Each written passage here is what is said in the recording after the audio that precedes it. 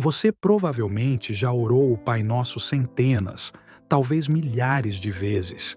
Mas, e se eu te dissesse que, por trás das palavras que a gente se acostumou a repetir, existe um verdadeiro mapa espiritual?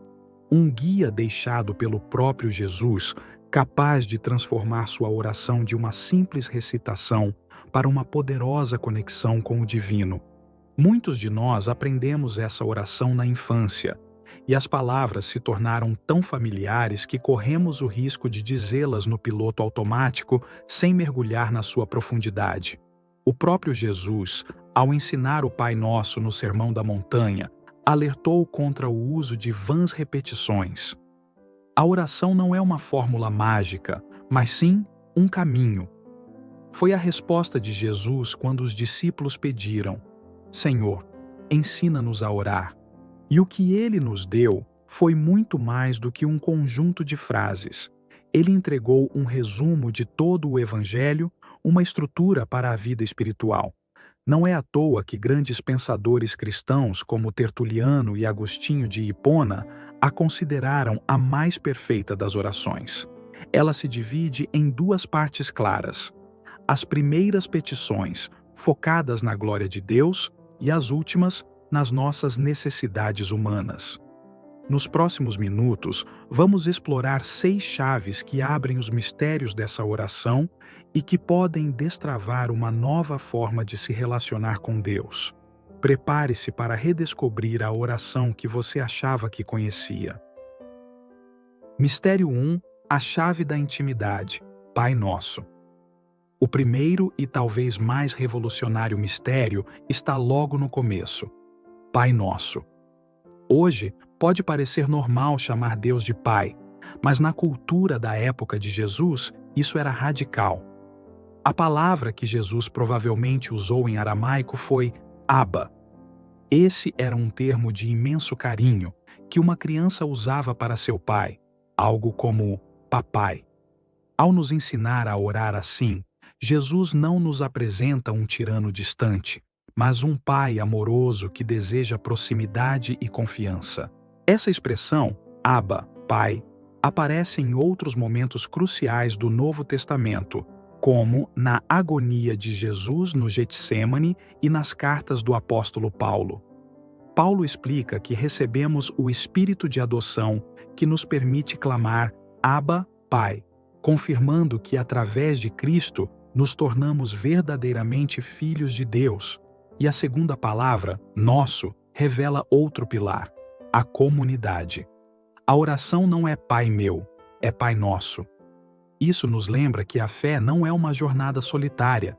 Ao dizer nosso, reconhecemos nossa união com todos os nossos irmãos e irmãs em Cristo. Estamos todos diante do mesmo Pai, como uma só família. A oração, então, já começa quebrando o nosso individualismo. Este é o mistério da filiação divina e da fraternidade. Mistério 2: o princípio da santificação. Santificado seja o vosso nome. A primeira coisa que pedimos é: santificado seja o vosso nome. O que isso significa na prática? Santificar não é tornar Deus santo, porque Ele já é a fonte de toda a santidade. Na verdade, esse pedido é para que o nome de Deus seja tratado com a honra e a reverência que merece. Nos tempos bíblicos, o nome de alguém representava todo o seu ser, seu caráter, sua autoridade. Então, pedir que o nome de Deus seja santificado é desejar que o próprio Deus seja reconhecido e amado por todos, a começar por nós. Esse pedido funciona como um princípio de alinhamento. Quando colocamos a santidade de Deus como prioridade, todo o resto em nossa vida começa a se ajustar. É um ato de adoração que nos coloca no nosso devido lugar, criaturas diante do Criador. Na prática, santificamos o nome de Deus quando vivemos de forma coerente com a nossa fé. Honramos a Deus com nossas atitudes e palavras. É um pedido para que nossa vida não profane o nome dele, mas que, pelo contrário, o glorifique e o revele ao mundo. Estamos, no fundo, orando para que a santidade de Deus brilhe através de nós. Mistério 3. O mapa do reino. Venha o teu reino, seja feita a tua vontade, assim na terra como no céu. Este é o coração da oração, onde alinhamos nosso propósito com o de Deus. Quando pedimos, venha o teu reino, não estamos falando só de um lugar no futuro, mas de uma realidade que Jesus já começou aqui. O reino de Deus é o seu governo de justiça, paz e amor se manifestando em tudo. Pedir que o reino venha é desejar que essa soberania cresça em nossos corações, famílias e em toda a sociedade. A segunda parte, seja feita a tua vontade, é um ato de entrega total. Não é se submeter a um destino cego, mas confiar no projeto de amor de um pai. A vontade de Deus é descrita como boa, agradável e perfeita. A oração de Jesus no Getsêmani, não se faça a minha vontade, mas a tua, é o modelo máximo dessa entrega. A frase que conecta tudo é assim na terra como no céu. Este é o mistério da ponte entre o divino e o humano. A oração não é uma fuga da realidade, mas um chamado para trazer a realidade do céu para a terra. No céu, a vontade de Deus é feita de forma perfeita. Nós pedimos que essa mesma harmonia e obediência amorosa aconteçam aqui e agora. Essa petição nos transforma em agentes do reino, trabalhando para que a justiça e o amor de Deus se tornem concretos no dia a dia.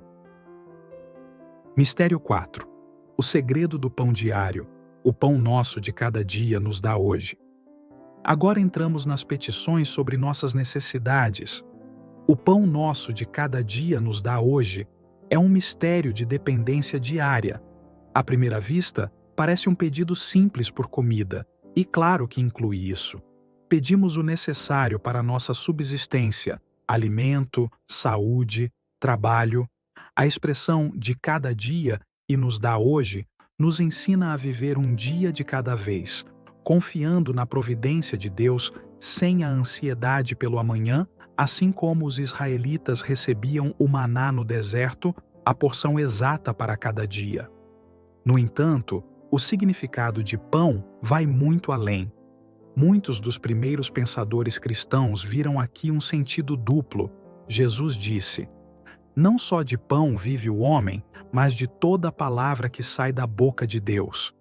Portanto, este pão é também o alimento espiritual, a palavra de Deus que nos nutre.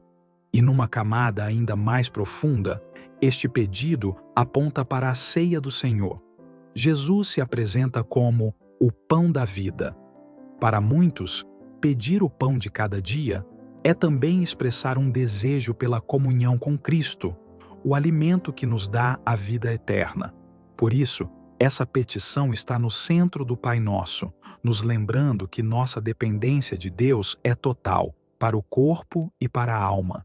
E como pedimos o pão nosso, não meu, é um lembrete constante para partilhar com quem tem fome. Mistério 5. A lei do perdão. Perdoai-nos as nossas dívidas, assim como nós perdoamos aos nossos devedores. Esta é, talvez, a petição mais desafiadora da oração. Pedimos a Deus que nos perdoe, mas nós mesmos estabelecemos a condição.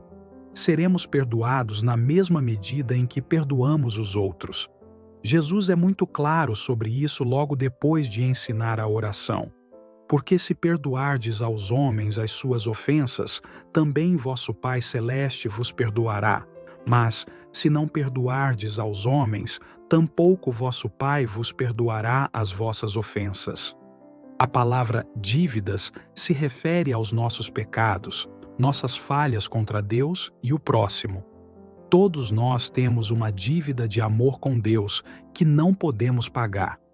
Ao pedir perdão, assumimos a postura do filho pródigo, reconhecendo nossa necessidade da misericórdia do Pai. Só que a oração nos força a olhar para o lado, para o nosso irmão. O perdão que recebemos de Deus está conectado ao perdão que oferecemos. Isso não significa que nosso perdão compra o de Deus. O perdão divino é sempre um presente. No entanto, um coração que se recusa a perdoar está se fechando para receber esse presente. Como podemos pedir a Deus que cancele nossa dívida impagável se guardamos rancor por pequenas ofensas? Esta petição é um exame de consciência diário, um chamado para arrancar a mágoa e o ressentimento, para que a misericórdia de Deus possa fluir em nós. Mistério 6. A estratégia contra a tentação. E não nos deixeis cair em tentação, mas livrai-nos do mal. A última petição é dupla e nos coloca no meio da batalha espiritual. Começamos com: e não nos deixeis cair em tentação.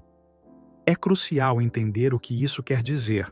A palavra grega original, peirasmos, tem um duplo sentido. Pode ser tanto uma tentação para o pecado, quanto uma provação para fortalecer a fé. A Bíblia diz que Deus não tenta ninguém a fazer o mal. Então, não estamos pedindo para evitar as provações, pois elas podem fortalecer nosso caráter. O que pedimos é que, ao sermos provados, não sejamos abandonados à nossa própria sorte, que Deus não permita uma situação tão avassaladora que nos leve a cair. É um pedido de humildade, reconhecendo: sozinho eu sou fraco. A segunda parte, mas livrai-nos do mal, completa a estratégia. A palavra mal aqui pode se referir ao mal em geral, mas o original grego sugere que se refere ao maligno, a fonte pessoal do mal. Este é um clamor por proteção e libertação. Depois de pedir força para resistir à defesa, agora pedimos que Deus nos livre ativamente dos ataques do inimigo, o ataque. Juntas, essas frases são uma oração de combate espiritual. Reconhecemos que o mal existe, mas declaramos nossa total confiança no poder protetor do Pai. É a oração de um filho que sabe que está seguro nos braços do Pai, mesmo no meio da batalha. Percorrendo essas 6 chaves, fica claro que o Pai Nosso é muito mais do que uma oração. É um roteiro completo para a vida com Deus. Ele nos posiciona como filhos amados, nos direciona a buscar a glória de Deus, nos ensina a depender dele diariamente, nos confronta com a lei radical do perdão e nos equipa para a batalha espiritual. Cada linha é um convite à transformação. Da próxima vez que você orar o Pai Nosso, não tenha pressa. Lembre-se desses mistérios. Deixe cada petição moldar seu coração. Transforme a repetição em uma conversa profunda, e você descobrirá que este mapa espiritual, deixado por Cristo, pode te levar a lugares de intimidade e poder com Deus que você nem imaginava. Se este mergulho nos mistérios do Pai Nosso te ajudou a enxergar sua fé com novos olhos, inscreva-se no canal. Vamos continuar juntos, desvendando os tesouros das Escrituras para fortalecer nossa caminhada. Clique em curtir e compartilhe este vídeo com alguém que também precisa redescobrir o poder da oração. Que a paz do Pai esteja com você.